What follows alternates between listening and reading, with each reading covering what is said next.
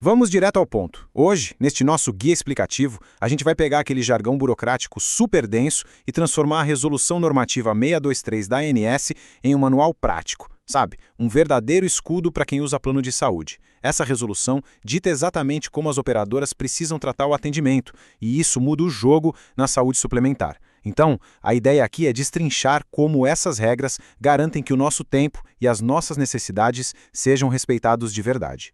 O nosso roteiro hoje é super direto. A gente vai passar por 1. As novas regras da ANS. 2. Os canais de atendimento obrigatórios.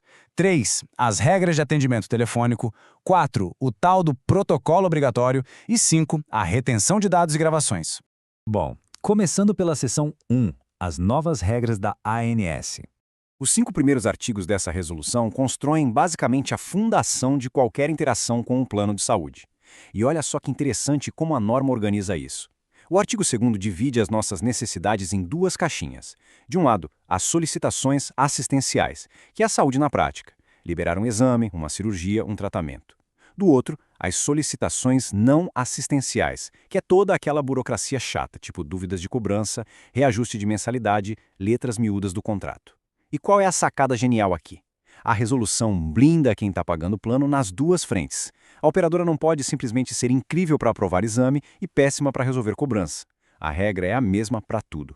E isso mostra exatamente o que a lei quer. O artigo 4º traz diretrizes que as empresas têm que seguir à risca: transparência, segurança, educação e, principalmente, resolutividade. Não basta o atendente ser simpático ou mandar um e-mail automático. A operadora precisa provar que realmente resolve os problemas. A ANS pode até bater na porta e pedir os dados que comprovem isso. Basicamente, a garantia de que o tempo de quem está do outro lado da linha tem que ser levado a sério. Seguindo para a seção 2, canais de atendimento obrigatórios.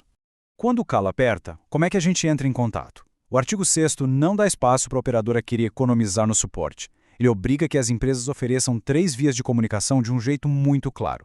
Tem que ter o atendimento presencial, o atendimento telefônico com uma central de verdade e o atendimento virtual. Exigindo essas 3 portas de entrada, a regra garante que absolutamente ninguém fique no escuro, seja porque não tem tanta intimidade com tecnologia ou porque simplesmente não consegue ir até uma agência. Mas como funciona essa história de agência física? Tem uma matemática bem específica aí no artigo 7º. Ter um espaço presencial é obrigatório nas capitais ou nas regiões onde a operadora atua mais forte. Só que tem 2 critérios que precisam acontecer juntos. A operadora tem que concentrar mais de 10% de todos os seus clientes ali, e esse número não pode ser menor que 20 mil pessoas. Bateu esses números, a porta tem que estar aberta presencialmente por pelo menos 8 horas nos dias úteis. Mas claro, a regra também tem o seu jogo de cintura. O parágrafo único desse mesmo artigo libera algumas empresas dessa obrigação do espaço físico, planos que são exclusivamente odontológicos, entidades filantrópicas e aqueles modelos de autogestão não precisam manter uma agência de tijolo e cimento. Isso é super importante para não quebrar financeiramente esses formatos menores, mas eles continuam sendo obrigados a atender direitinho pelo telefone e pelo meio virtual.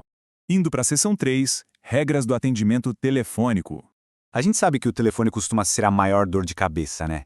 Pois é, o artigo 8º chegou para botar ordem na casa com essa tabela aí.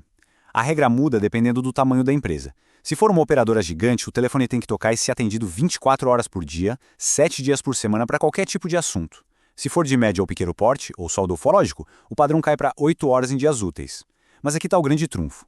Não interessa se a operadora é minúscula, não interessa se é madrugada de domingo. Se for um caso de urgência ou emergência médica, o suporte por telefone tem que funcionar 24 horas sem interrupção. O direito ao socorro rápido definitivamente não tira folga.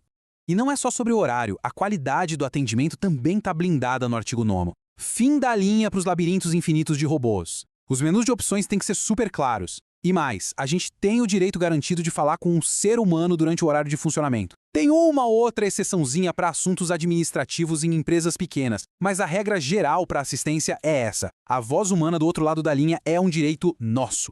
Seção 4, o protocolo obrigatório. Daí a gente chega no momento crucial, quando o contato finalmente começa. Dá uma olhada nessa frase do artigo 10, porque a ordem das palavras muda absolutamente tudo. Deverá ser fornecido o número de protocolo como primeira ação no início do atendimento.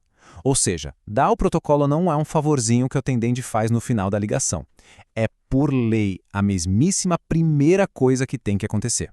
Sem o número de protocolo, o seu pedido simplesmente não existe no sistema, e a resolução proíbe de vez essa invisibilidade. Uma coisa fantástica dessa parte do protocolo é que a ANS pensou na vida real.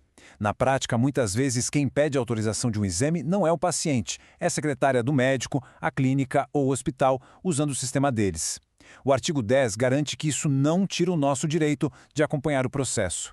Mesmo que o hospital tenha feito todo o trâmite, a operadora é obrigada a deixar a gente rastrear como está andando a solicitação. O controle continua na mão de quem precisa do cuidado. E por fim, seção 5, retenção de dados e gravações. O que rola depois que a gente desliga o telefone ou fecha o chat? Essa linha do tempo do artigo 10 é o puro poder nas mãos do consumidor. As gravações de telefone têm que ficar guardadas por pelo menos 90 dias. Para outros registros, tipo e-mails e protocolos de sistema, a régua sobe para 2 anos. Agora, se rolar uma reclamação formal sobre aquele atendimento específico, a operadora é obrigada por lei a congelar e proteger tudo por 5 anos. E o melhor, a gente pode pedir essas gravações de graça e eles têm até 72 horas para entregar. A prova fica sempre do nosso lado. Para fechar nossa análise, fica essa provocação. A gente passou pelos canais, pelos prazos, pela força de um simples número de protocolo inicial e pelo controle das nossas próprias gravações. O verdadeiro poder dessa RN 623 não é só ser mais um papel da ANS, é ser uma caixa de ferramentas para equilibrar o jogo. Entender isso é o que transforma a gente de pacientes que só aceitam as coisas para consumidores ativos e protegidos. Como a gente vai usar toda essa transparência para exigir na prática o respeito que a regra manda? Fica a reflexão. Muito obrigado por acompanharem nosso guia explicativo de hoje e até a nossa próxima análise.